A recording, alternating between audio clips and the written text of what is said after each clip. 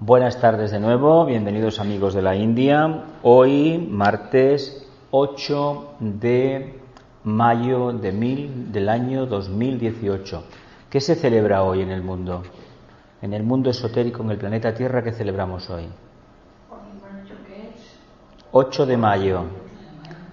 Tal día como hoy, en 1891, desencarnaba Madame Blavatsky. Tal vez lo más grande que ha dado la humanidad. De lo más grande. El Día del Loto Blanco le llaman. Una persona muy contradictoria, pero como fue una discípula increíble, hay que tenerle siempre una memoria y un respeto hacia ella. Gracias a ella estamos nosotros aquí, por ejemplo. Bien, estamos en Amigos de la India. El curso Introducción al Agni Yoga es un grupo de estudio del libro del mismo título de Vicente Beltrán Anglada, Introducción al Agni Yoga. Lo que hacemos, para la gente que no haya vea el vídeo después y no haya escuchado antes ninguno, no lo haya podido ver, visionar, es coger el libro, coger el texto tal como aparece en el libro y colocarlo en diapositivas, y aquí los ponemos. El texto es de Vicente Beltrán y los comentarios son nuestros, de este estudiante y de los que participan en las reuniones de estudio. Exactamente, este libro tiene 33 capítulos y fue escrito bajo el signo de Géminis en 1981 en Barcelona. Nos quedamos en este capítulo, el 22, Agni Yoga y el estado de Samadhi. Nos quedaba una diapositiva, nos quedamos en ella y la vamos a repetir así, corriendo, vamos, porque ya la tocamos la semana pasada, y es esta la diapositiva. Podríamos decir, dice Vicente, por tanto, que las tres primeras iniciaciones son una expresión natural de la tríada espiritual, Atma, Buddhi y Manas, siendo la segunda iniciación un aspecto equilibrador o compensatorio entre la primera y la tercera. ¿Cuál es la segunda iniciación, Gloria? La del cuerpo emocional. ¿Y cómo se le denomina? La iniciación del bautismo, ¿no? ¿Sí? ¿Sí o no? Las aguas, ¿no? Perfecto. Muy bien.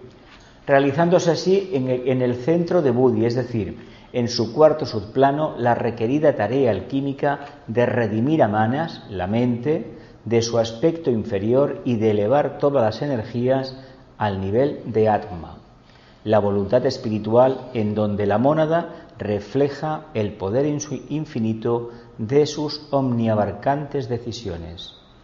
Por todas estas razones, creemos justificable una profunda atención a la actividad del Agni Yoga en nuestra vida, una actividad que no exige esfuerzos ni disciplinas mentales, sino una gran apertura del corazón.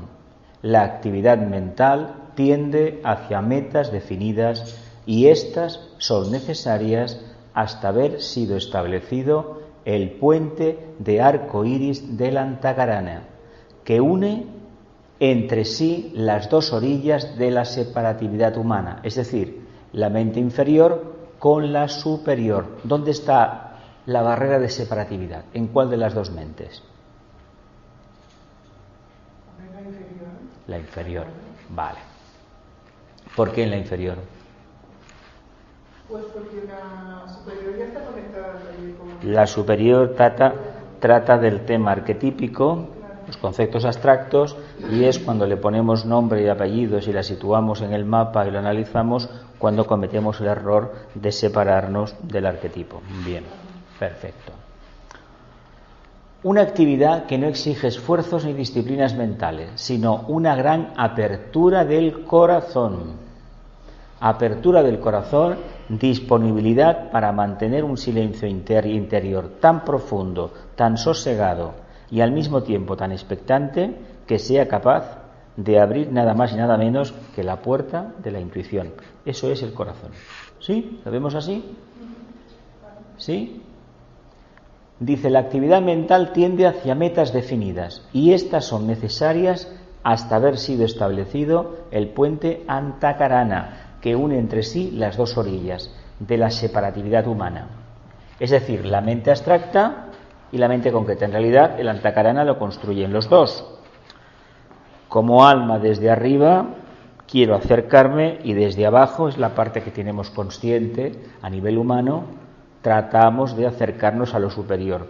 Cada vez que tenemos un anhelo de mejorar y lo vamos consiguiendo, en el fondo esa voluntad, en el fondo está respondiendo a este arquetipo de invocación del alma. Respondemos construyendo. El objetivo es que al final la dicotomía que tenemos entre el alma en su propio plano y la personalidad se solucione, y a esto le llamemos alma encarnada. A la personalidad le llamaremos en el futuro alma encarnada, cuando el Antakarana esté construido. Es decir, cuando la intuición sea la herramienta que tengamos para analizar las situaciones del día a día, de nuestro recorrer en el recorrido por el sendero del discipulado. Hoy por hoy todavía no es exactamente así, pero hay que entender que poco a poco también cada vez más discípulos están comprendiendo este proceder y están apostando definidamente por construir el Antakarana.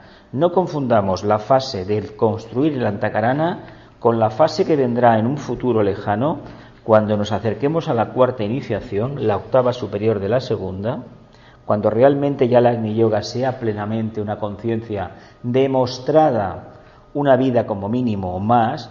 Entonces sí que trabajaremos la deconstrucción del Antakarana, que será ni más ni menos recibir la cuarta iniciación. Pero eso será todavía mucho más adelante. De momento no nos toca. Aunque es conveniente hablar, porque así encaminamos todas nuestras potencias hacia una meta que, francamente, no por lejana, deja de ser menos llamativa. ¿Continúo?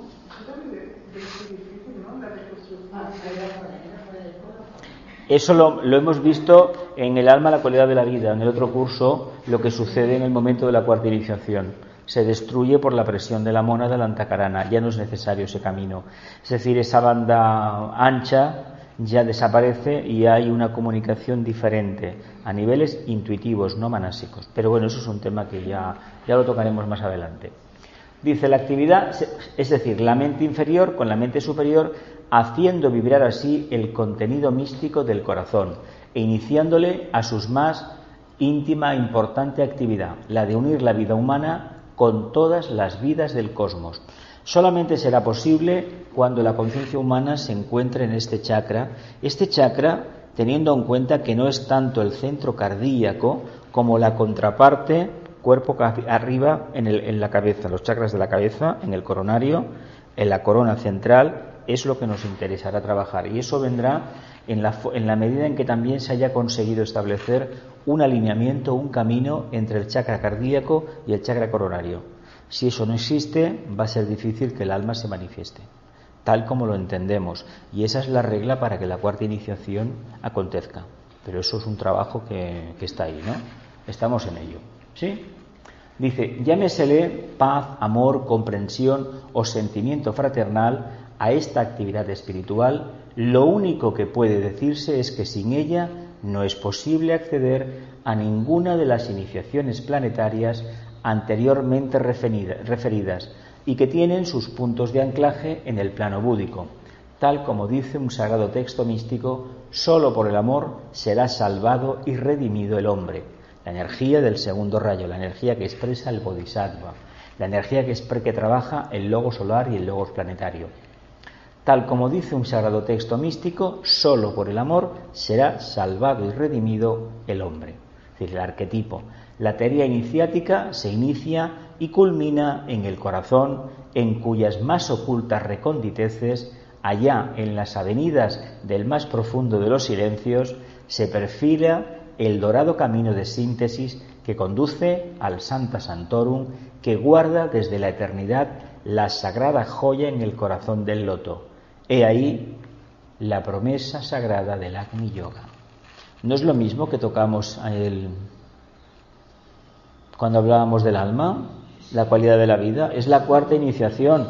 Por esto, la cuarta iniciación revela los secretos del plano búdico, subplano del físico cósmico, y es la famosa joya en el loto que al final la mónada, nosotros como mónadas, recogeremos, que es lo que nos llevamos como experiencia, porque a partir de ahí se inicia un proceso muy interesante, pasar de la cuarta a la quinta y lo que venga después. En la quinta vamos a acabar ya el último partícula de humanidad, de ser humano, de conciencia humana, la última. De ahí que el maestro conserve la forma, pero no la esencia de su cuerpo físico. La forma. Cuando se manifiesta el maestro, manifiesta donde el cuerpo, la apariencia con la cual recibió la quinta iniciación. Puede crear cualquier cuerpo, pero ese ya lo tiene. Y se crea, aparece y desaparece. Por arte de magia. ¿Sí? ¿Sí? ¿Alguna preguntita antes de pasar al siguiente capítulo, siguiente diapositiva? ¿Sí? ¿Alguna preguntita? ¿No? Correcto. Bien. Capítulo 24, igual acabamos el curso, no lo sé. Nos queda muy poco, Nos queda este mes y el que viene, Y si no acabamos, en octubre se acabará el libro, no os preocupéis. Y luego vendrá otro. El libre albedrío y la voluntad espiritual. Antes de profundizar un poco lo que nos dice Vicente, ¿qué es el libre albedrío y qué es la voluntad espiritual? ¿Qué os parece? Venga. ¿Va? ¿Rápido?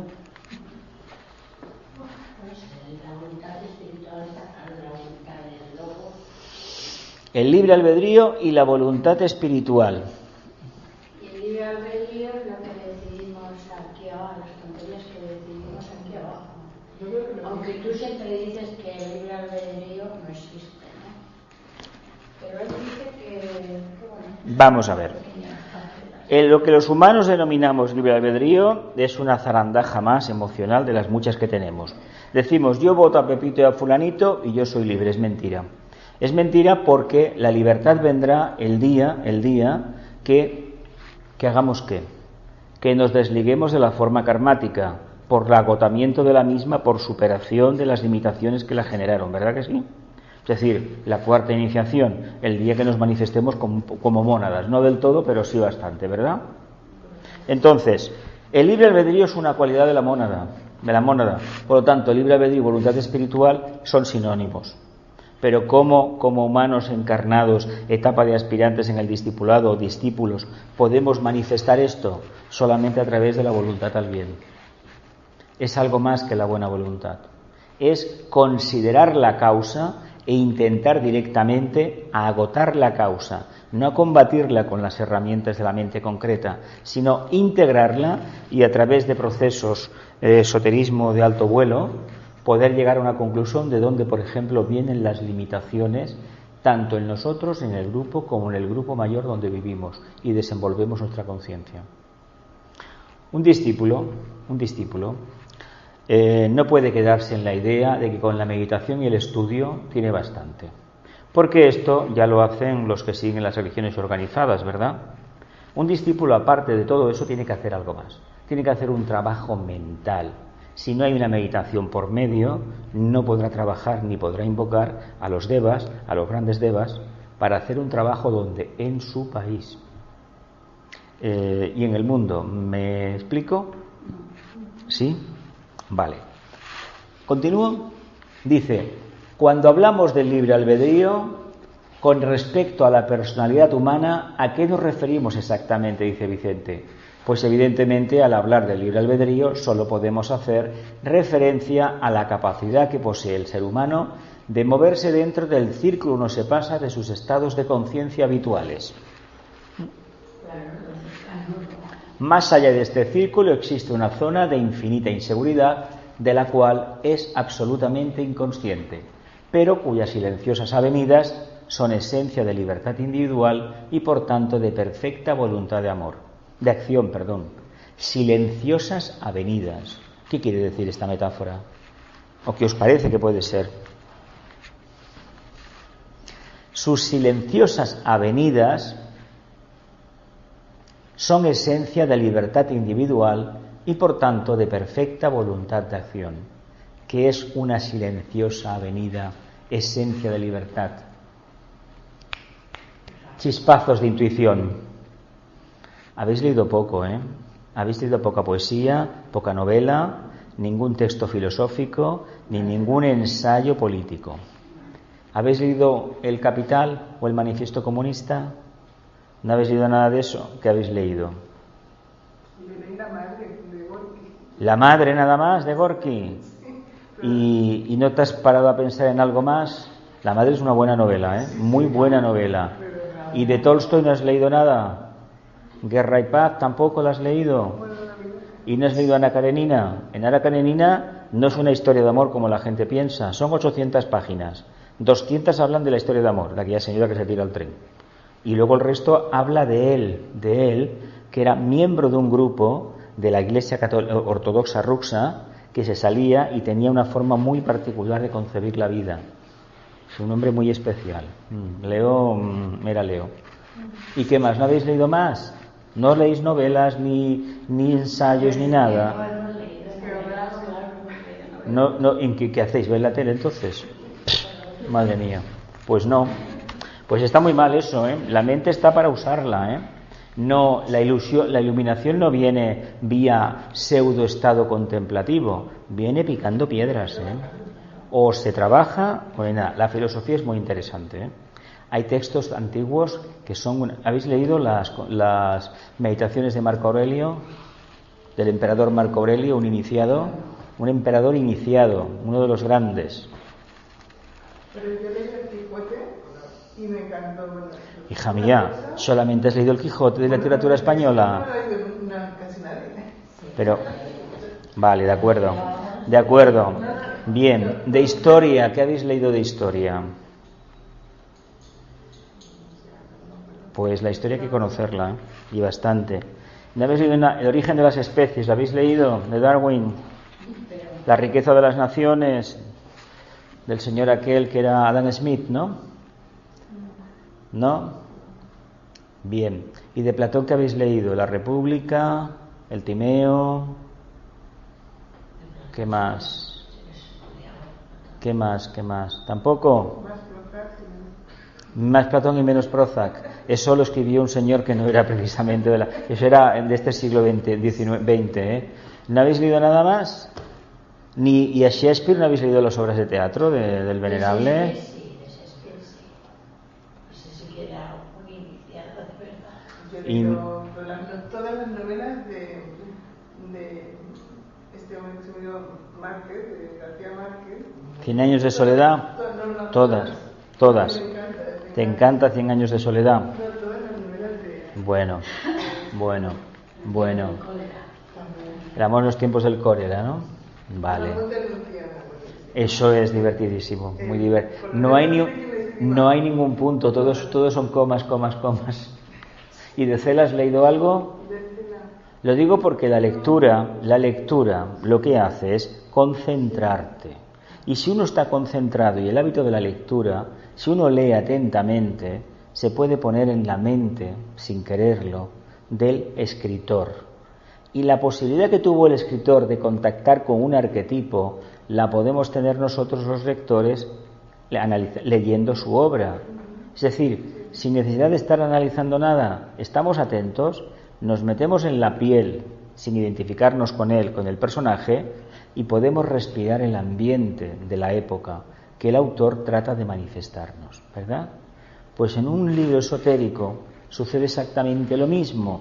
Lo único que sucede es que ya no hay una visión personal y no relata una situación de personalidades, habla de la conciencia. Un tratado filosófico en el fondo habla de la conciencia humana.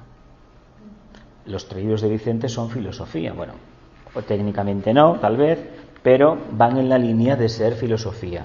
Los del tibetano son ensayos que llamamos filosofía esotérica. ¿Por qué? Porque la filosofía es sabiduría, ¿verdad? Lo que pasa es que la sabiduría esotérica tiene un pequeño problema. Si no va acompañada de una reflexión como la otra y de la meditación como la otra, uno no descubre lo que hay detrás. Por lo tanto, él utiliza todas estas maravillosas expresiones porque fue un filósofo de la Ilustración, el contrato social. ¿Os acordáis de ese señor de la Ilustración? Bueno, pues hay que leer más, hay que leer. No todo se puede leer, ¿eh? No todo. Digo porque yo me he tragado unos rollos a veces que... Yo tuve mi época cuando, bueno, la política, todo esto, que leí cosas que francamente acabé tirando después. Pero bueno, era el momento. Pero aquí en España hemos tenido pensadores buenos, ¿eh? No, lo que sucede que para si es bueno es minoritario. Con eso os digo todo, ¿no? silenciosas avenidas con esencia de libertad individual. Es una metáfora para hablar de la intuición, ¿os parece o no os parece así? La libertad, el alma, la libertad del amor. Yo os recomiendo que leáis historia. Siempre lo digo, porque si leyéramos historia, conociéramos cómo fue hace 1000 años, o 500 o 600 nuestra tierra, nos explicaríamos lo que está pasando ahora. Todo se repite, todo se repite. Cuando una lección no se aprende, te la vuelve el señor del karma a poner y otra vez, y otra vez, y otra vez. Es curioso esto, ¿eh? Es muy curioso. ¿Sigo? Dice, encerrada la conciencia dentro del círculo de sus propias limitaciones, solo puede ser árbitro consciente de una pequeña parte de su ser. Es decir, mientras estemos esclavos del deseo, es decir, de la necesidad de generar un cuerpo para agotar una situación engendrada anteriormente, será muy difícil que nos podamos salir de esa influencia, ¿verdad? Dice, a esta pequeña capacidad de decidir se designa corrientemente el término libre albedrío, pero fuera de sus reducidas áreas existen unas profundidades místicas de la más elevada trascendencia. Por lo tanto, eso no es libre albedrío. Eso de ir a la calle o escoger la broma que circulaba hace ya bastantes años. Uno era libre porque iba al McDonald's y escogía con queso o con ketchup o con mostaza o con no sé qué historia. Como que libertad no hay mucha. Y si la libertad consiste en escoger una cosa u otra, cuando a lo mejor esas dos cosas me perjudican a nivel de salud, no sé. O aquel eslogan que lanzó una multinacional hace unos años, un lobby de presión en Bruselas, de que no era de países libres que la gente que fumaba se tuviera que quedar en la calle fumando. Bueno, ¿y mi salud quién la cuida entonces? A ver, ¿veis las trampas que tiene eso? ¿Sí? ¿Continúo? Quizá hayamos tenido alguna vez cierta noción de esas profundidades, pero seguramente que la habremos rechazado porque tales zonas no ofrecen seguridad alguna, al menos desde el ángulo de visión de la conciencia particularizada. Se trata de unas áreas del ser aparentemente vacías y sin aliciente alguno para nuestro ánimo habituado a las seguridades del tipo concreto. Sin embargo, constituyen desde el ángulo esotérico el refugio místico del ser espiritual y en sus silenciosas entrañas se gestan los nobles estímulos que conducen a lo eterno. Habla de la intuición nuevamente, pero como él tiene una prosa muy interesante, muy edulcorada, muy florida, lo hace para que la personalidad orientada desde la perspectiva emocional pueda engancharse fácilmente. De ahí que le atraiga sin convencer y le convenza sin atar, ¿verdad? Frase del maestro. Bueno, muy bien, fantástico. ¿Lo vemos? ¿Sí? Bueno. Dice Agni Yoga es el sendero interno que trata de conducir al ser humano desde el libre albedrío a la voluntad espiritual. Es decir, desde hago lo que mi mente concreta dice, que es lo mejor, a lo que debo hacer. ¿Os acordáis de aquella famosa frase que hace unos años empecé a machacar allí en Ramarjuna?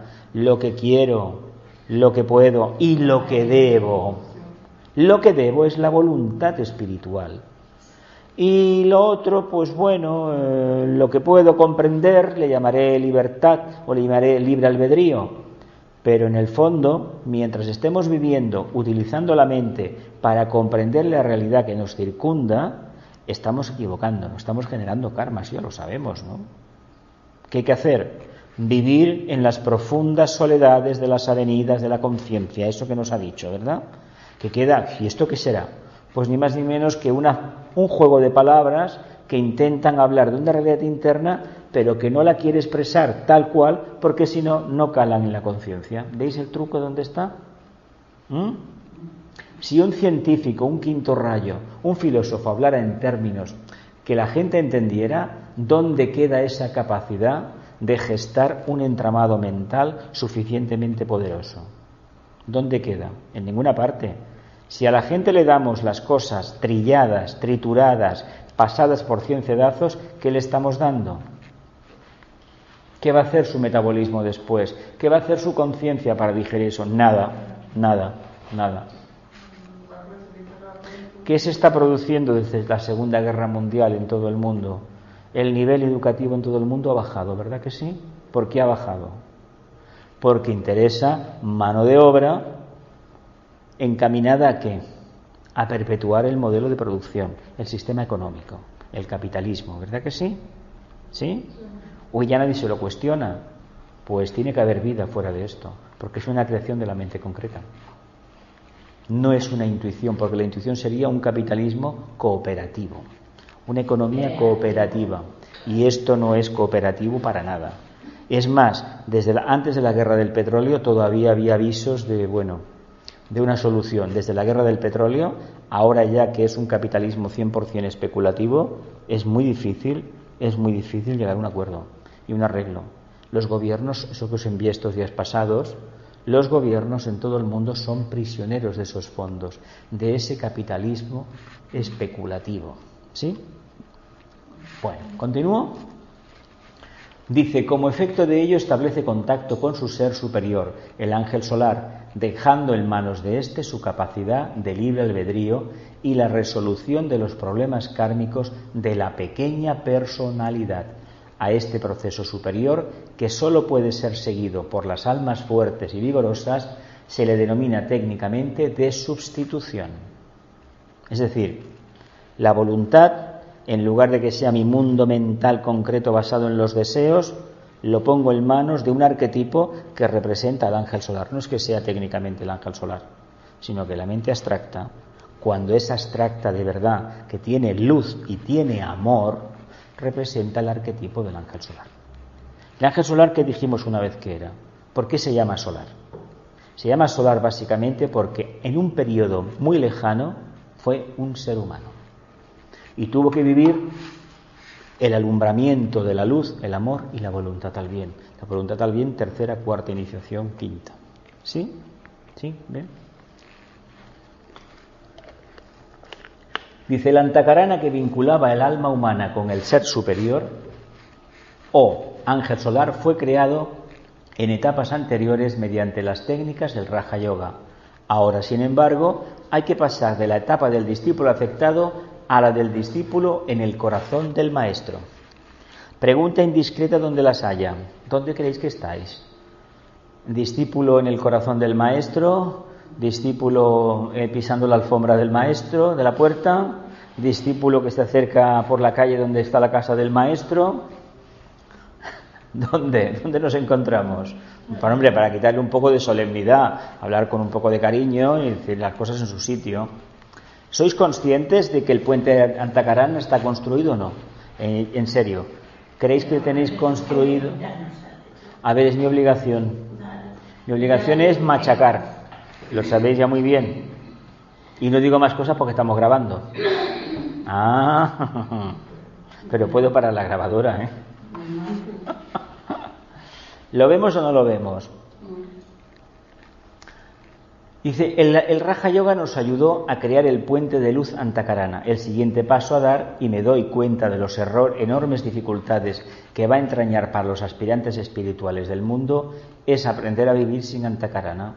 Pues este puente de conexión constituye todavía un anclaje de seguridad de la conciencia y, tal como esotéricamente se dice, al mencionar esta difícil etapa, hay que prescindir de las fuerzas impulsivas de la mente que crearon los tramos sucesivos del Antakarana y empezar a actuar de acuerdo con aquella voluntad espiritual que está libre por completo de todos los efectos naturales del tiempo. Muy bien, muy esotérico, ¿verdad? ¿Qué nos está diciendo aquí en esta frase tan maravillosa? Empezar a actuar de acuerdo con aquella voluntad espiritual que está libre por completo de todos los efectos naturales del tiempo. ¿Qué nos dice? Pues que la voluntad aparece, ya se trabaja directamente con la voluntad. ¿Cómo se llama el libro este que estudiamos? Agni Yoga. Eso es Agni Yoga, no es introducción, es Agni Yoga. ¿Sigo? Dice, de acuerdo con estas afirmaciones, podemos aceptar lógicamente que penetrar en las zonas libres del espacio cósmico, donde no existe seguridad alguna desde el ángulo de apreciación de la pequeña personalidad, exigirá del discípulo una actividad psicológica completamente nueva, ya que tendrá que partir constantemente de cero al enfrentar cualquier problema individual o social o cualquier crisis de naturaleza kármica.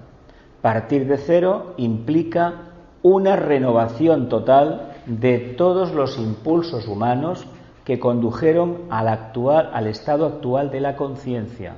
Las estructuras que la componen son rígidas y condicionantes, ya que fueron erigidas sobre las bases de la subconsciencia racial o tal como diríamos, utilizando un conocido término psicológico, sobre el inconsciente colectivo de la humanidad en sus múltiples niveles de expresión. Y una cosa, y este proceso no es... Hay un salto. ¿Un salto cómo?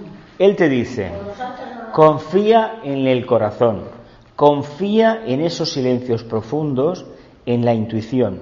Uno no sabe exactamente lo que es. Cuando uno tiene la mente muy poderosa, sobre todo tenemos un Venus ahí que lo trabajamos en plan Virgo, en plan separativo, evidentemente será muy difícil perder el miedo y permitir que lo superior nos acabe inundando. Va a ser muy complicado. Ahora bien, si somos sinceros con nosotros mismos, la propia investigación nos lleva a un campo de duda, ¿verdad? Donde se esfuerza la intuición.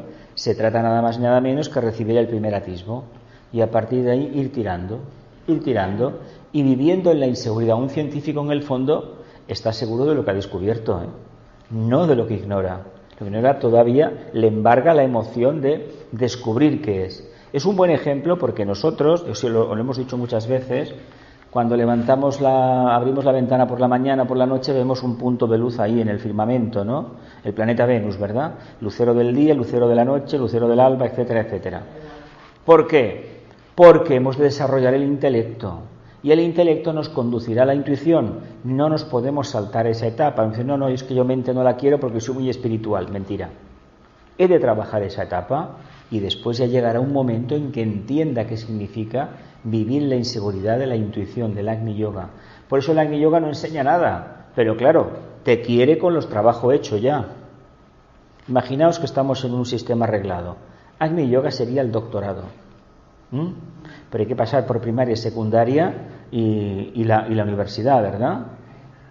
Y hay que hacer la tesis. Y la tesis es la investigación. Y claro, cuando el discípulo investiga, se convierte ¿qué? En un iniciado, ¿verdad? Porque no es que lo sepa todo, pero conoce cómo saberlo. ¿Qué hace un científico? ¿Qué hace una persona que tiene una formación superior universitaria? Un ingeniero, por ejemplo. Un ingeniero civil, obras públicas, ¿no? Un ingeniero industrial, ¿qué hace? Pues mire, necesitamos una máquina que haga esto. Empieza, uno fabrica los motores, otro fabrica esto, diseña la máquina, la prueban, seguramente hacen un experimento a pequeña escala y luego hacen una gran máquina, ¿verdad?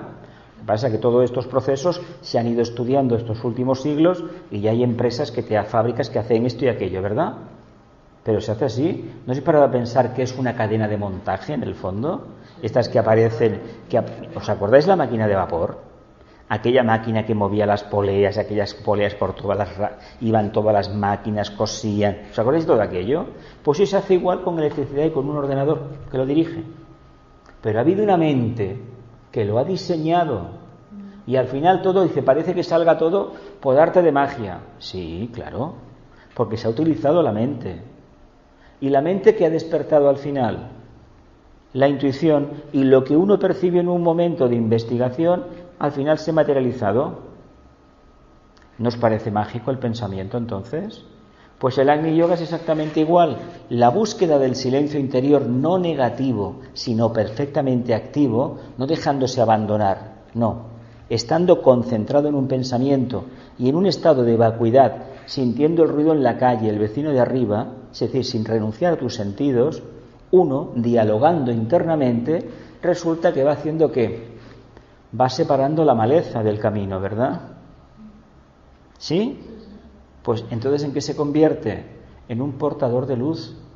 Un discípulo debe ser un portador de luz, porque personalmente la ha descubierto. Digo personalmente porque es la conciencia anclada en la personalidad. Y cuando la ha descubierto, ¿qué hace? La comparte. Un científico hace lo mismo. ¿sí?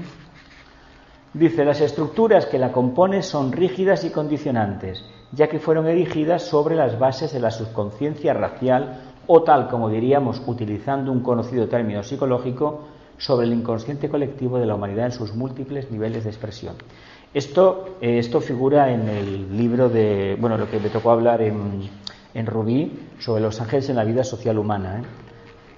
Cuando hablamos de los rayos, debemos conocer el rayo de la raza a la que pertenecemos, a la subraza a la que pertenecemos, la ciudad donde vivimos, donde nacimos, donde hemos estado tiempos, el trabajo, el rayo de la línea de trabajo que llevamos, etcétera, etcétera, etcétera. Y con todo eso, bien mezclado y bien considerado, se despertará la intuición. Mira, soy del segundo rayo, soy del tercero. ¿Por qué?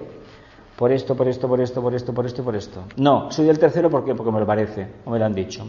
O fui a hacer un cursillo, me miraron las manos, me miraron los ojos, tú eres segundo rayo. Vale, pues muy bien. ¿Me explico lo que quiero decir? ¿Sí? ¿Lo explicamos bien? La intuición, despertar las cualidades del Agni Yoga, es más complejo de lo que parece. Hay que estar atento. Krishnamurti decía, no hay que hacer nada. Nunca explicó qué es lo que había que hacer. Vicente tampoco, Había que estar atentos. Y la persona que tiene el plexo así de grande, de puerta a puerta, ¿qué hace? No puede hacerlo. Porque es profundamente que atlante, ¿verdad? Claro, pues es una conciencia atlante que tenemos que hacer. Utilizar las técnicas del Raja Yoga, ¿verdad? Porque las del Bhakti Yoga no valen. Ellos decían que no había que hacer nada porque ya lo habían hecho. Ya lo habían hecho. Sin embargo, el tibetano es muy estricto. Meditación, meditación y meditación. Y a partir de ahí lo que quieras. Y te enseña a meditar. Ahora, hay que estudiar los libros. Son libros de cientos de páginas. Y yo comprendo que todas aquellas conciencias focalizadas en el mundo emocional, devocional, lo tienen muy duro, muy duro.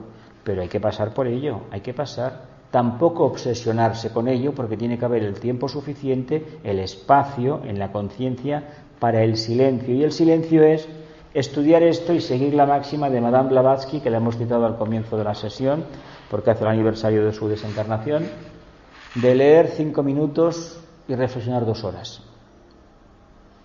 Y la verdad es el método socrático, no hay otro método. Establecer analogía, sinapsis. No es una cuestión filosófica, es una cuestión esotérica. ¿Queda claro a partir de ahora? ¿Sí? Dice, cada uno de los yogas precedentes, el Hatha Yoga, el Bhakti Yoga y el Raja Yoga, los yogas principales correspondientes a las 3 grandes razas humanas, la Lemur, la Atlante y la Arya, desvaneció parte del contenido de tales niveles, restando progresivamente gravedad o peso a estos sucesivos estratos del inconsciente colectivo dentro del alma individual, y al ser alcanzadas ciertas etapas en cada uno de los yogas, se crearon estructuras más sutiles como soportes del propósito espiritual del alma. Dice así, pasar de estas estructuras utilizadas al estado natural de la conciencia de síntesis, si bien no es una tarea imposible para el discípulo espiritual, implicará, como es lógico, grandes dificultades, pues durante el curso de la acción deberá ser ampliamente desarrollado un nuevo sentido de percepción, más allá de la mente conocida que esotéricamente definimos como intuición. Es decir, hemos utilizado los yogas que hemos tenido, los 3, Hatha, Bhakti, Raja, para darnos cuenta que nos podíamos sustraer a ese karma o a esa forma mental, manásica, generada, conocida con el nombre de inconsciente colectivo, ¿no? Que es la conciencia de la raza a la cual pertenecemos, al grupo de conciencia en el cual hemos desarrollado nuestra actividad y nuestros vehículos. Como si fuera parte del alma humana. Es que forma parte de nuestra conciencia, porque gracias a esas energías hemos podido trabajar. Conciencia que está anclada en ¿qué? En una vivencia clara de la energía lunar. Los píteres lunares lo crearon. Por lo tanto, estamos en el trabajo de sustraernos a esa influencia. Solamente cuando desarrollamos la intuición es cuando nos sustraemos de verdad a la influencia de los píteres lunares. Porque con el Raja Yoga, si no somos capaces de alcanzar estados de conciencia más o menos casi contemplativos, va a ser difícil que nos sustraigamos a esa influencia, ¿verdad que sí? Sin embargo, cuando estos estados se han cogido una vez, 1/10 de segundo, uno quiere repetirlo como sea.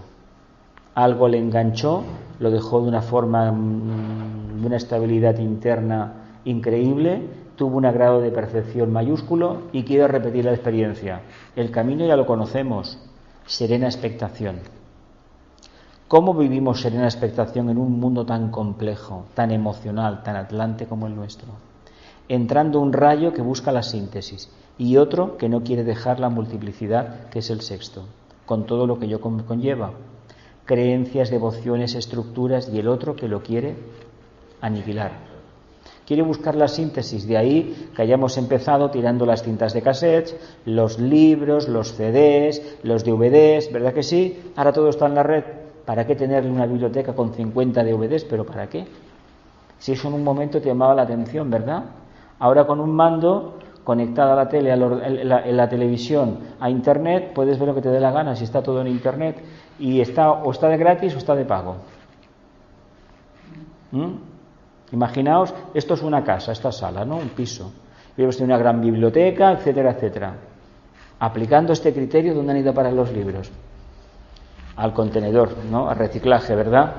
Bueno, ¿somos capaces de dejar esa parte del conocimiento concreto que tenemos todos dentro fuera, en el vertedero, para que se recicle?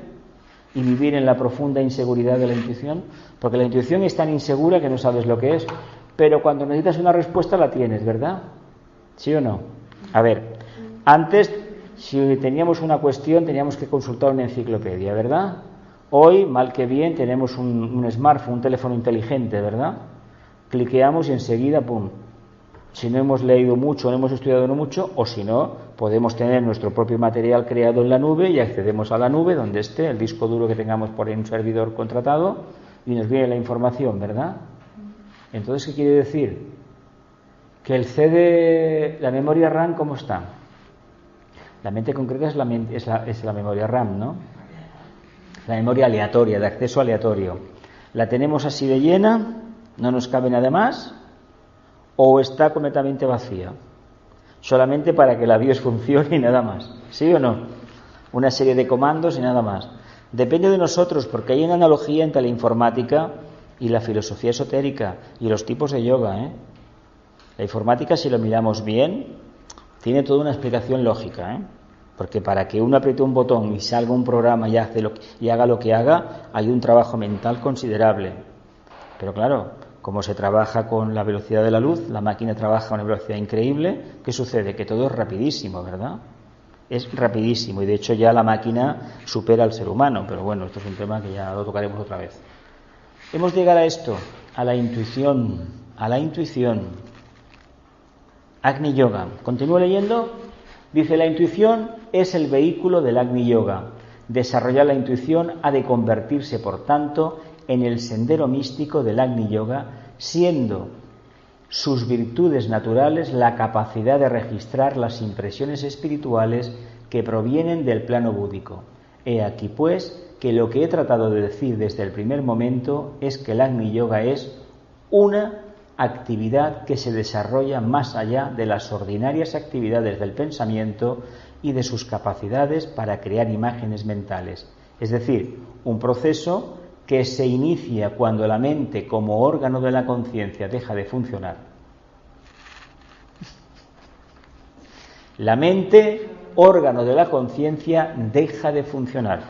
¿Por qué funciona la mente? La mente concreta, ¿no? La mente, sí. La otra no, la otra es del alma. ¿Por qué creéis que la mente deja de funcionar? Porque el mundo del deseo, ¿qué pasa? Lo superior incluye lo inferior, aunque no su práctica. Cuando uno ha alcanzado cierto grado de intuición, o ese silencio, esa contemplación, no hay esa apetencia de mover energías. ¿Por qué? Porque no lo necesito. Cuando vamos por la calle vamos pensando algo, vamos en silencio profundo. Sabemos que los pies nos conducen.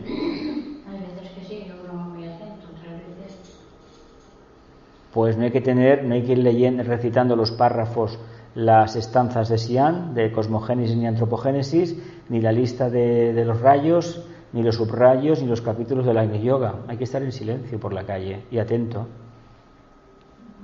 Estar en silencio y atento. A ver, si estoy en silencio en principio, ¿qué hago? ¿Me estoy atento a algo o no estoy atento a nada? Igual todavía esta cuestión no la hemos dirimido bien, ¿eh? ¿Creéis que estar atento es lo mismo que estar en silencio? Yo creo que estar en silencio ya estás atento. Estar en silencio ya se está atento. Estar atento, no sé si es estar en silencio. A ver, ¿qué diferencia hay entre estar en silencio, estar atento y vivir en serena expectación? ¿Es lo mismo? ¿No es lo mismo? Estar atento y la serena expectación, sí, ¿no? Estar atento a todo lo que pasa. Vamos a ver. Tenemos una mente concreta que le gusta elaborar mil y una teoría y utiliza muchísimas palabras y hay que utilizarlas para, una vez utilizadas, entender qué función tienen. Lo que no podemos explicar es el Agni Yoga. El Agni Yoga es esto. No, es una tontería. En el esoterismo no hay una definición directa para cada uno de los estados de conciencia ni para cada una de las vicisitudes del estudiante. Valen todas. Valen todas. ¿Por qué tenemos 43 o 44 nombres del alma? ¿Por qué? Porque pueden haber 1000. Lo importante es ver más allá de la palabra, de las 4 letras, de las vocales y las consonantes. Es lo importante. Si trabajamos ese aspecto, habrá uno que por su línea energética de alma o de vehículo emocional o de mente elaborará un texto maravilloso que te atrapa. El texto te tiene que atrapar a nivel de plexo, porque somos emocionales todavía y te tiene que incentivar la reflexión a través de un contenido mental disfrazado por medio. ¿Sí o no? Si hubiera hecho un tratado esotérico, que ya lo hizo con los ángeles, pero utilizó su lenguaje, imaginaos que eso fuera completamente aséptico. Esto es así, tan. ¿Qué pasaría con ese tratado? Digamos, esto es mente concreta, ¿verdad? No olvidemos que vivimos en un planeta donde los Neptunos tienen un grandísimo poder. Y como nos peleamos con ellos, los Saturnos, ¿qué hacen? Nos machacan más, ¿no? ¿Continúo? Sí, leí. Dice, pues la mente, como esotéricamente se sabe, es un simple receptáculo de las energías superiores e inferiores del plano mental. De acuerdo con la evolución de la conciencia psicológica, así será el desarrollo de la mente individual. Conciencia psicológica. ¿Qué es conciencia psicológica? ¿Es lo mismo que alma? ¿Conciencia psicológica? ¿No es el nivel de evolución? Alma. Una entidad psicológica es aquella que a través de la experiencia va evolucionando, va alcanzando nuevas etapas. El logos es una conciencia psicológica, ¿verdad? ¿Y nosotros qué somos? Lo mismo, claro. ¿Quién puede realmente alcanzar el Agni Yoga? Él no te lo dice así. Aquellas almas que hayan bregado con los yogas conocidos y que se hayan sustraído a la influencia atlante, lemur y básicamente de los pitris lunares. Si se han sustraído a esa influencia, trabajan el aspecto solar, el más refinado, y ahí entra el Agni Yoga. Por eso el Agni Yoga, él sí trabajó porque era para aspirantes, para todo el mundo. Técnicamente tenemos que decir que no. A ver, si no hay un mínimo de comprensión de los procesos de la vida diaria, ¿creéis que el Agni Yoga soluciona algo? Si precisamente es en el silencio que da el trabajo de la mente, cuando se apacigua esa mente y deja de interesarse por lo caduco, por lo de la personalidad y trabaja por lo de la conciencia, es cuando aparece la chispa de la intuición. ¿Creéis factible que alguien que no haya desarrollado su capacidad innata mental pueda realmente hacer Agni Yoga? No. Esto es como el que quiere ver a Dios viviendo ¿desde dónde? Desde el plexo solar. No, se ve otra cosa, se ve un espejismo. De ahí que te digan todos que esto es muy fácil. A ver, el mensaje de Krishnamurti a mí me ha hecho siempre mucha gracia. He visto algunos, aquí empecé a verlos hace muchos años, amigos de la India. Joan Martí los ponía, las entrevistas a él, y había un montón de gente allí en Sanem, en Suiza, sentado en actitud de loto, postura de loto, desastre, y mirándolo devocionalmente. Pero ¿cómo es posible que lo vean así cuando es un mensaje de primer rayo y tiene una actitud devocional por completo?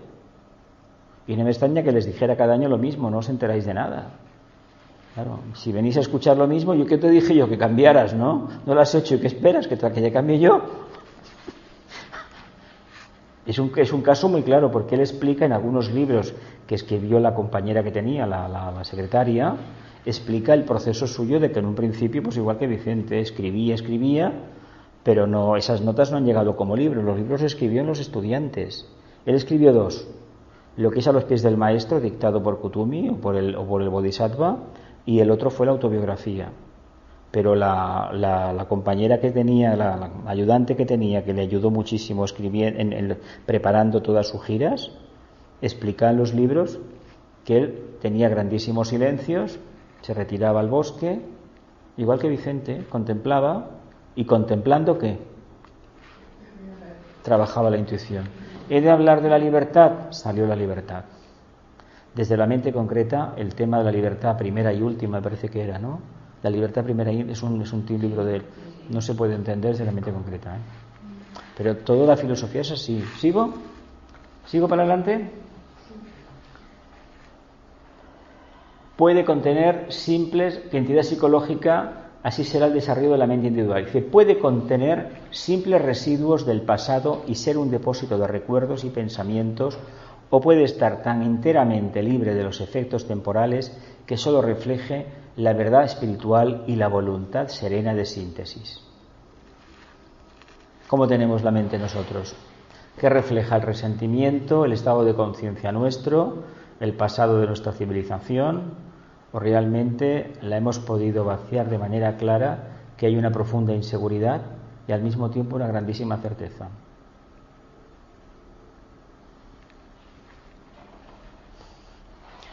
¿Pensamos con el corazón y amamos con la mente, o amamos con el corazón y pensamos con la mente?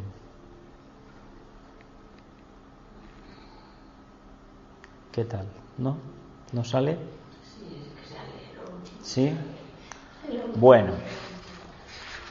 Dice, bien, el problema que se le plantea al discípulo en el corazón del maestro, y todos podemos serlo si realmente lo deseamos, es cómo afrontar el dilema del gran vacío de inseguridad que inevitablemente habrá de producirse dentro de la conciencia y cómo vencer, al afrontarlo, la potente atracción del pasado individual con todos sus deseos, esperanzas y temores. Esto está muy importante que lo relate Vicente, porque cada vez que el ser humano tiene una pequeña expansión de conciencia, hay un momento de duda, de zozobra, y hay un paso atrás. ¿Sí o no? ¿Por qué hay un paso atrás? Por el miedo que tenemos realmente a cambiar. Porque el Agni Yoga básicamente es intuición y al mismo tiempo es inseguridad. ¿Por qué?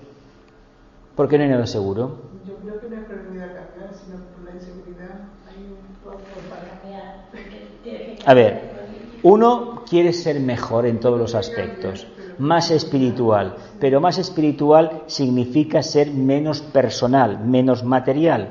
Por lo tanto, la espiritualidad, como la entendemos los humanos, implica que la parte mental concreta, emocional, me la tengo que cubrir, ¿verdad? Porque al cuerpo físico no lo puedo matar, porque si lo mato se acabó la experiencia, ¿verdad? Lo que hay que trabajar es el aspecto emocional y el aspecto mental, en este caso el aspecto mental, ¿verdad? Pero ¿por qué nos da miedo cambiar? Porque si cambio, ¿qué pasará? No tengo nada seguro, porque lo que me dan es nada. ¿Qué les pasó a los cristianos, a los primitivos cristianos? Salieron de los cultos paganos de la antigua Roma, del imperio, la divinidad tal, la cual, y dijeron, no, solamente Dios.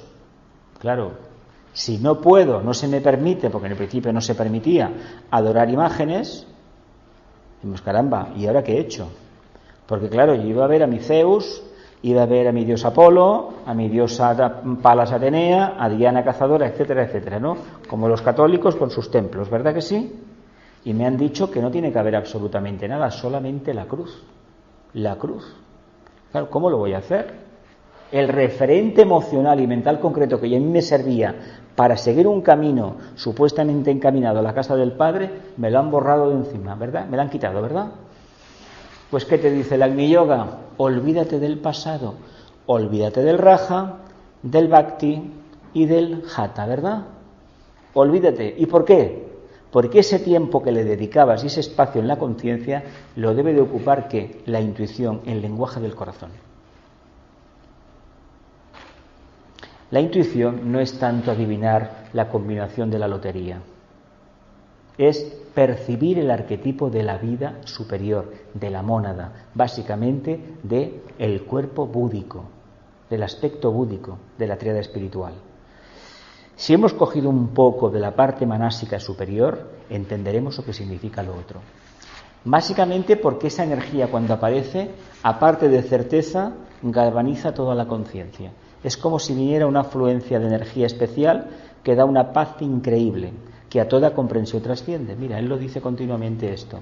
Y esa paz indica que es procedencia búdica, pero sí que experimentarlo, porque cuando aparece el maestro también hay una paz tremenda, porque la paz la lleva él, es un foco de luz, amor y voluntad al bien. Y según tu estado, para uno será un sobreestímulo, porque el primer día verlo cara a cara te descoloca, pero a la larga, cuando percibes internamente su llamado, su vibración, es una paz tremenda. Es una incidencia en los chakras superiores. Dices, caray, qué felicidad tengo, mira. Parece que me haya tomado, no sé, una taza entera de cafeína y me encuentro pletórico. Y al mismo tiempo con una paz tremenda, tremenda, tremenda. Pasan las horas, ni me doy cuenta, la noche pasa, llega la mañana, no me entero de nada. Es decir, pero estoy en un estado de paz. ¿Y qué ha sido esto? Una percepción. ¿Queremos vivir eso? ¿Qué pasará en nuestra vida diaria si realmente un día despertamos esa energía? ¿Qué será de la familia, de las amistades? Uy, pues sí que ha cambiado este. Madre mía. ¿Sí o no? Ahí está el miedo. ¿Qué les pasó? Por eso decía antes, ¿qué les pasó a los primitivos cristianos? Pasó eso. Pero bueno, hace 100 y pico de años, la gente que se apuntó o en la República Española, la gente que se fue de un partido a otro pensando que poco menos, que no sé qué, que no sé cuánto. Y ahora igual. ¿Me explico o no me explico?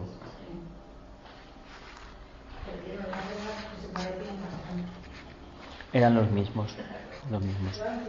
Y es curioso que lástima de país no haber podido, en fin, ya hemos hablado mucho de ello. ¿Entendemos el problema cuál es? ¿Sí? ¿Queremos el Agni Yoga? Seamos responsables entonces, ¿o no?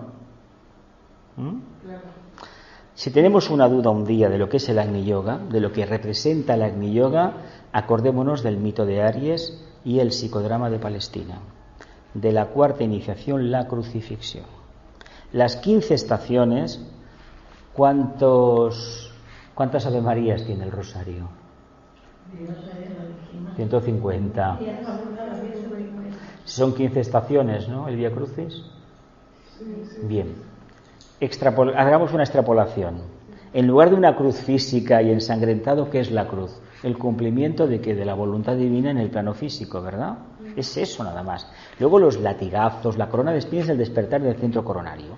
Todo lo demás es el aderezo emocional que hay que poner, ¿para qué? Para que la nueva presentación de la verdad enganche, ¿verdad? ¿Sí o no? Estamos en Piscis. ¿A Piscis qué le gusta? El sexto rayo del fanatismo. ¿Por qué lo utilizaron? Porque era la única forma de que la conciencia crística se manifestara. Si esa energía no se hubiera utilizado, además este avatar es para 2 eras, Piscis que se va, que está ya afuera, y Acuario, es decir, que hasta Capricornio tendremos un nuevo avatar. Imaginaos el trabajo que ha hecho. Gracias al sexto rayo entendemos lo que es el segundo. Claro, es que es así la línea. ¿Lo vemos o no lo vemos? ¿Sí? ¿Lo vemos o no lo vemos? Pues eso sería el cuarto rayo, eso es el Agni Yoga en nuestra vida diaria.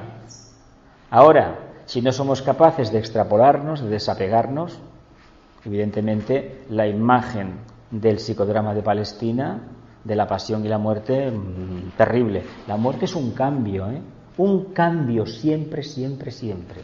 ¿Qué pasa con ese psicodrama? Que nos tortura la conciencia. ¿Sabéis la cantidad de millones de cristianos que se han torturado la conciencia con eso? Entre eso, la manzana, la pureza, el tema del Virgo y cosas por el estilo, bueno, de psicoanálisis, es decir, Escorpio.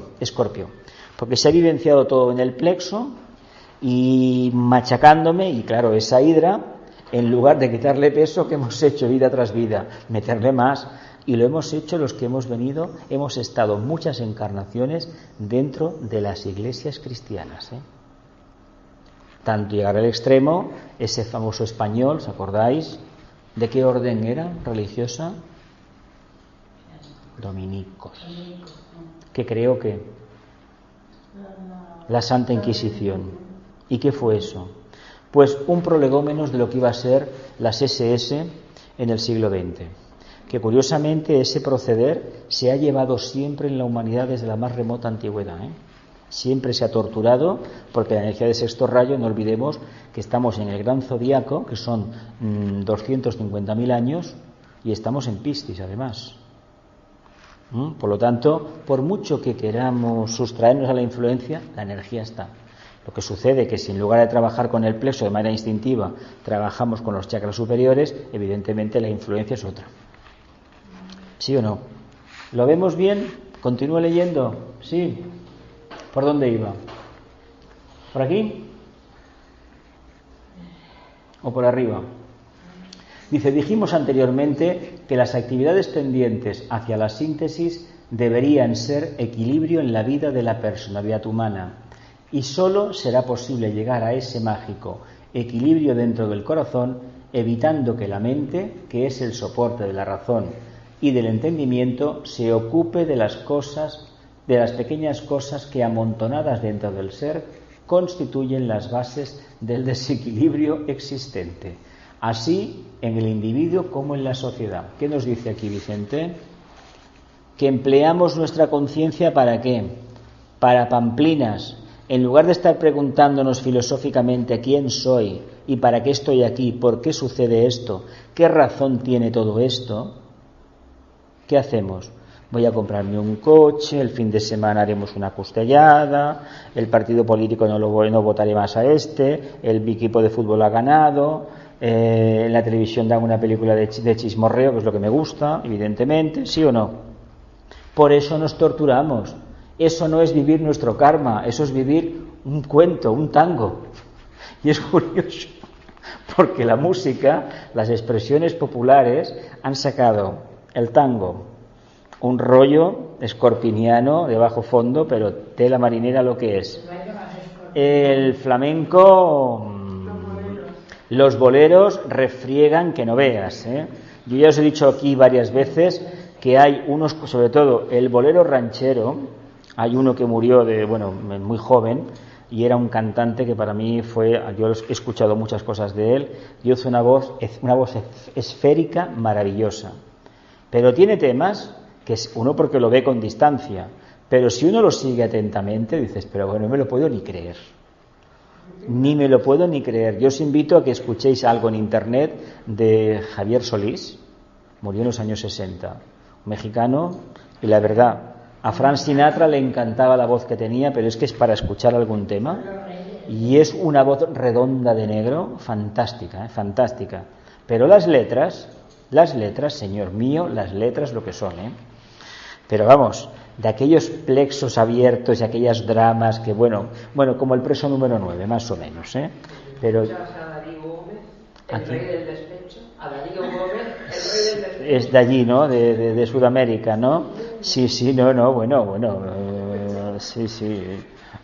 Pues todo eso estamos viviendo un cuento, y dice, pero vamos a ver, ¿pero por qué tengo yo que llorar por las miserias de los demás si es mentira? Si el problema que tienen no es ese, es otro. ¿Y sabes cuál es el problema de los humanos? Que en lugar de mirar al sol miramos la luna, el falso brillo de la plata. Porque la luna parece de plata, pero no lo ves. Ahí está. ¿Nos damos cuenta de la historia? Nos metemos en unos berenjenales y dicen, pero vamos a ver, ¿cómo es posible que no me haya dado cuenta antes? Esa reflexión la vamos a hacer cuando ya no estemos encarnados. Cuando se acabe esta encarnación y tengamos que repasar los libros de contabilidad de todo lo que hemos hecho, una vez pasada la experiencia de la recapitulación, y empecemos un poco a situarnos, decimos, pero vamos a ver, ¿cómo he podido ser tan tonto de no darme cuenta del error que cometía? Pero si este error lo he cometido un montón de vidas, pero ¿cómo no me he dado cuenta antes? Nada, otra vez para abajo. ¿Por qué? Porque no hemos aprendido la lección. ¿Sabéis la ventaja que tiene para un ser humano decir no? ¿Cuál es? ¿Por qué tenemos tanto miedo en la vida social, en el mundo emocional, en el mundo mental a decir que no? Pero no en el sentido es cortar. Si lo hiciéramos, estaríamos trabajando la síntesis, el Agni Yoga. ¿Sabéis por qué? Porque creemos que si lo hacemos nos va la vida, nos va el aire, nos quitan el aire. Y es mentira. ¿Habéis conocido a alguna persona que lleva años diciendo que se quiere separar y nunca lo hace? Y el día que lo hace, al cabo de unos meses, no sé por qué no lo hice antes. Con lo bien que me encuentro. ¿Y por qué no lo hizo? Y todo el mundo me decía que no lo hiciera. Unos que sí, mi familia que no. Y dale que te pego, y dale que te dale. Y al final lo hice, no sé cómo lo hice. Oye, y me he quitado años de encima. ¿No habéis visto gente que se separa y se le van las arrugas? Caray, sí. Yo no sé cómo estarás, pero la cara la tienes mejor. La verdad se ha dicho. ¿Qué quiere decir eso? Que hemos dicho que no al pasado. Hemos cortado. ¿Verdad que nos cortan un cordón umbilical? El umbilical equivale a la antacarana en una etapa muy superior. Hay que romperlo, pero es la cuarta iniciación, ¿eh? Claro, ahí sí que cortamos el umbilical, claro. Ya no hay ligazón, necesidad de encarnar como lo conocíamos. Habrá que hacer algo más para tener la quinta, ya se hará. ¿Sigo hablando del tema? Sí. Dice, el problema, por tanto, no es el cómo armar la mente para que una nueva actividad o para vencer en una nueva batalla o en un nuevo enfrentamiento, sino desguarnecerla por completo de cualquier tipo de actividad o de agresividad, pues sólo una mente realmente silenciosa y serenamente expectante, auténticamente solitaria, podrá captar las intuiciones superiores que provienen de las regiones búdicas, llevando un auténtico mensaje celeste al corazón humano. Una pregunta, una aclaración. El maestro, aunque quisiera ponerse en contacto con nosotros, no puede. Tenemos la jaula llena de grillos, la cabeza, pero grillos en el sentido que son rollos, desde cómo es el maestro, que le importa el bien poco, y a mí tendría que importarme menos, de lo que es el servicio, que todavía no lo entendemos, porque no dejamos, de lo que es Dios. A ver, si yo no soy capaz, imaginaos, de conocer un poco cuál es la razón por la cual, o pergeñarla, intuirla de por qué estoy aquí, por qué pierdo el tiempo preguntándome cómo será el logos de Sirio o el logos solar, pero eso es perder el tiempo. ¿No os dais cuenta? A todo eso se refiere cortar. Coger una buena tijera bien afilada y ¡zas! ¿Verdad que da miedo cortarle a un bebé el cordón umbilical? ¿Y qué pasa si no se le corta? Se desangra, ¿no? Porque la sangre que hace va a la placenta, ¿verdad? Se ha de sacar la placenta y se ha de cortar. ¿Por qué? Porque si no, no puede tener vida autónoma. Igual que los pensamientos, ¿acordáis lo que estudiamos en magia blanca? Hay que lanzarlos y cortar la ligazón. Pero siempre estamos con el rollo, ¿no? Sí, claro, es que esto, olvidémonos del pasado. Lo que hicimos esta mañana o hace 2 horas ya es pasado, ¿verdad? ¿Y por qué lo tenemos aquí metido en la memoria RAM? ¿Por qué no quedó en el disco duro, en el CD-ROM guardado? Ahí, mira, tendrá telarañas. ¿Sí o no? Si lo necesitamos para referenciar algo, saldrá de manera instantánea. Pero hemos de estar en silencio. Una mente silenciosa. Eso es la inofensividad. La inofensividad no es tanto la idea que tenemos los humanos de no tener pensamientos ofensivos como vivir en silencio. Y es muy complicado, muy complicado. Él no se puede acercar, no se pueden acercar los devas, ya nos lo explicó Vicente, devas muy superiores a nosotros, porque si nos acerca un deva como nosotros, sí, nos puede hacer cosas, pero ¿nos va a esclarecer la conciencia? A lo mejor no, ¿verdad? Entonces, ¿no sería preferible que se quedara donde está? No sea que tenga la debilidad de un día, mira, hazme esto, mira, hazle esto, a esto que me tiene hasta las narices, cada día me llama por teléfono, etcétera, etcétera. ¿Sí o no? Igual lo hace, por lo tanto hay que tener una conciencia muy tranquila, muy sencilla. Dice, el problema, por tanto, no es el de cómo armar la mente para una nueva actividad o para vencer en una nueva batalla o en un nuevo enfrentamiento, sino desguarnecerla por completo, desarmarla de cualquier tipo de actividad o de agresividad, pues solo una mente realmente silenciosa y serenamente expectante, auténticamente solitaria, podrá captar las intuiciones superiores que provienen de las regiones búdicas, llevando un auténtico mensaje celeste al corazón humano. Vuelvo a incidir en el tema. Hay un místico español que se asocia con una cuarta iniciación, que escribió un libro que relata esto, que se le puso música, un cantautor español, Amancio Prada, le puso música. ¿Cómo se llama el libro? La noche oscura del alma, el cántico. Y ahí relata esa desazón, eso no sé lo que sucede, parece que he perdido el contacto, no tengo nada, no tengo mente, porque antes hilvanaba las cosas y ahora parece que la mente se me ha ido, no sé, se ha ido por no sé dónde. Escrito hace 300 años, 400, pero relata lo que es la cuarta iniciación, la previa.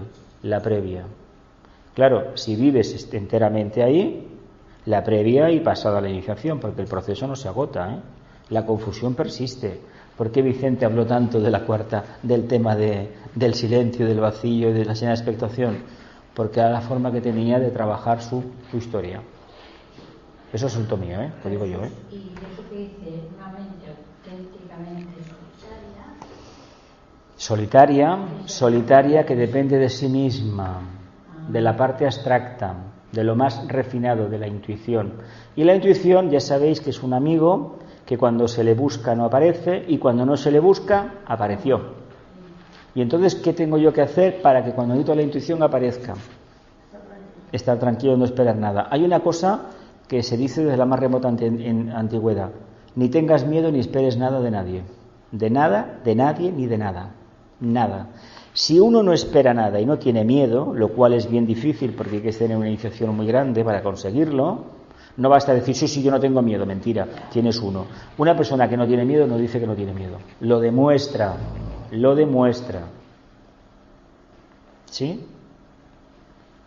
Entonces, ¿qué pasará si no tenemos miedo y no esperamos nada en general, de nada?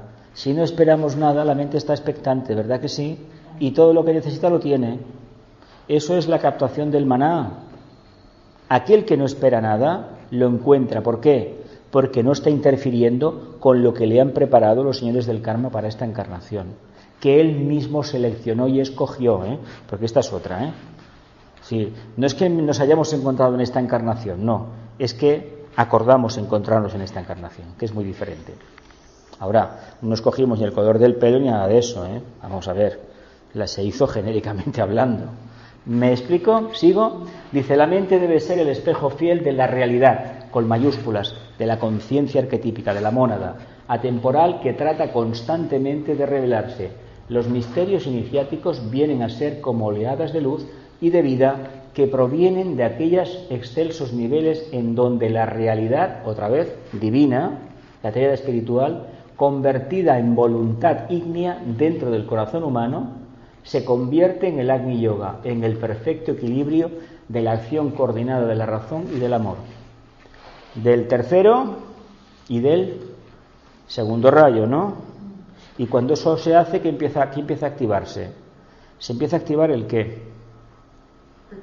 El primero. Y cuando se activa el primero, el tercero sale, ¿verdad?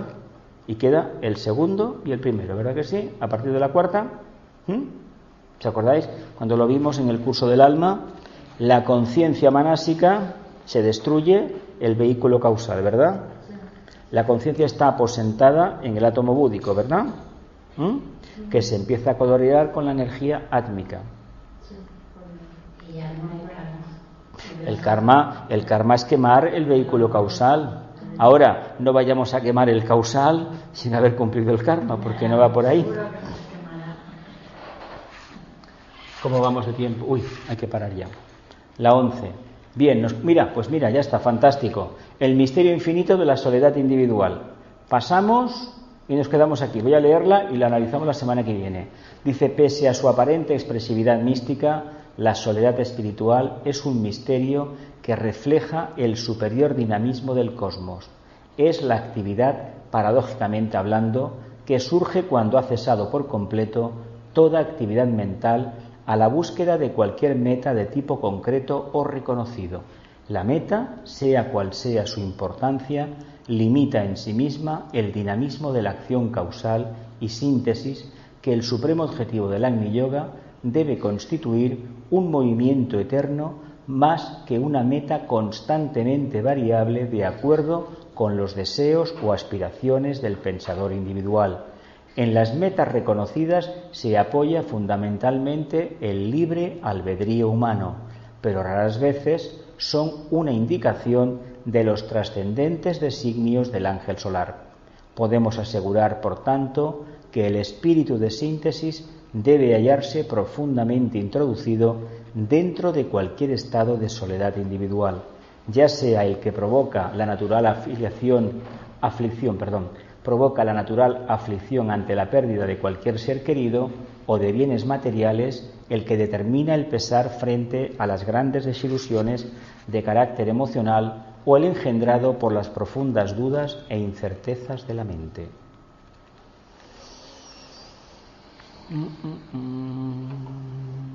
¿Dejamos aquí? Habla de soledad de nuevo, Soledad. Y eso es la cuarta. Soledad con mayúsculas. No lo pone con mayúsculas, pero una pregunta indiscreta y nos vamos.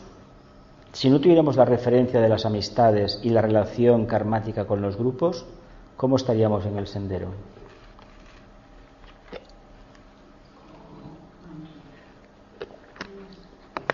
Si no tuviéramos la referencia emocional karmática con los integrantes de los grupos, ¿cómo estaríamos en el sendero? Si estuviéramos plenamente solos, quiero decir, y sin ese tipo de referencias, ¿estaríamos buscando el Agni Yoga? Pregunto. Para el yoga, en principio, el vehículo emocional has tenido que vivirlo. ¿Y tú? Yo lo que digo es lo siguiente. Sin una personalidad todavía anclada en esas esferas de conciencia, no podemos trabajarlo. ¿Me explico? En estos momentos nos falta algo más. Sin embargo, el Agni Yoga es soledad. Por lo tanto, ¿qué hay que hacer? Quemar etapas. ¿Me explico? Si nos dicen que en grupo obtenemos la revelación, nos están diciendo que nos juntemos. Lo que sucede es que lo que no entendemos es que es a nivel de almas, no de personalidades. ¿De dónde lo veíamos? Entendemos que para llegar a almas habrá que pasar por limar las personalidades, por pulirlas, ¿no? Ahí radica el problema, porque se crean lazos afectivos personales que son un incordio después para vivir el Agni Yoga. ¿Sí? Venga. Claro. Que la luz, el amor y el poder restablezcan el plan de Dios en la tierra. Que así sea y cumplamos con nuestra parte.